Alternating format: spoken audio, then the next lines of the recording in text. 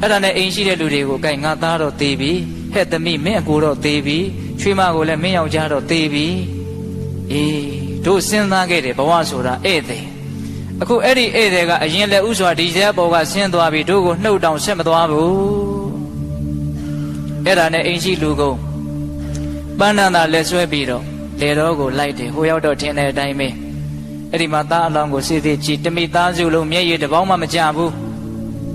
စောစည်းစွာကြိုတင်ပြီးတော့သိမြင်ထားတဲ့အသိဉာဏ်တွေရဲ့ခွန်အားပေါ့နော်အေးမျက်ရည်မကျဘူး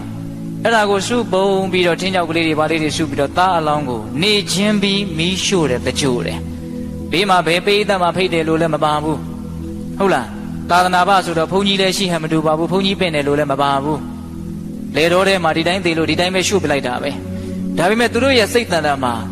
ကုသိုလ်ဆိုတာကတော့ဖြစ်နေတယ်ကုသိုလ်ဆိုတာစိတ်ထဲမှာကောင်းတဲ့သဘောဖြစ်တာတဘာဝကျတဲ့သဘောဖြစ်တာကုသိုလ်ခေါ်တာမဟုတ်လားအေးသူတို့ရဲ့စိတ်ထဲမှာတော့အင်မတန်လေးနေတဲ့ကုသိုလ်တွေကတော့ဖြစ်နေတာအဲ့ဒီမှာဝိုင်းပြီးတော့သားရဲ့အလောင်းမီးတစ်ဖြက်ဖြက်လောင်ကျွမ်းသွားတာကိုဒီတိုင်းပဲဇိမ်ပြေနေပြီးထိုင်ကြည့်နေတယ်ဘဝဆိုတာဒီတိုင်းပဲပြီးတော့လည်းပြီးရတာဘာမှဟုတ်တာမဟုတ်ဘဝဆိုတာဘာမှဟုတ်တာမဟုတ်ဘာတန်ဖိုးမှမရှိဘူးဘဝဆိုတာပြီးရင်ပြီးရတာတုံညာသဘောဒါကြောင့်မြတ်စွာဘုရားဘဝကိုတုံညာလို့ဟောတာတုံညာဆိုတော့1လည်းမဟုတ်ဘူး2လည်းမဟုတ်ဘူးဘာမှခဏန်းတက်လို့မရဘူးဘာဖြစ်လို့လဲပြီးရင်ပြီးသွားတာမို့လို့မပြီးရင်လို့မရဘူးဒါပေမဲ့တရားဓမ္မတို့ဦးဇင်းတို့ပုထုဇဉ်တွေဆိုတာကတော့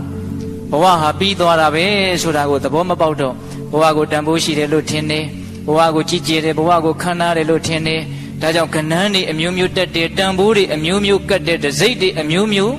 ကတ်ထားတယ်ဘဝကိုတိတ်တန်ဖိုးရှိတယ်လို့ထင်တာထားပါတော့စကားတွေဘေးထွက်ကုန်ပြီတကားကြီးတို့မကြီးများအေးအဲ့ဒါလို့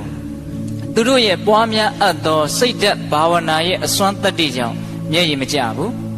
အဲ့ဒီစိတ်ဓာတ်ရဲ့အစွမ်းတတ္တိကမျက်ရည်မကျယုံမျှမကဘူးတရားမင်းရဲ့နေရာကိုတောင်တုန်လှုပ်စေတယ်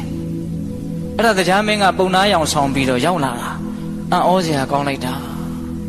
သားအရင်ခောက်ခောက်သေးတာကိုတရားမှမငို့ဘူးအဲ့ဒါနဲ့မသိချင်အောင်ဆောင်ပြီးတော့အဲ့ဒီပုံနာဧည့်သည်ရောင်ဆောင်ထားတဲ့ပုံနာကမေးတာ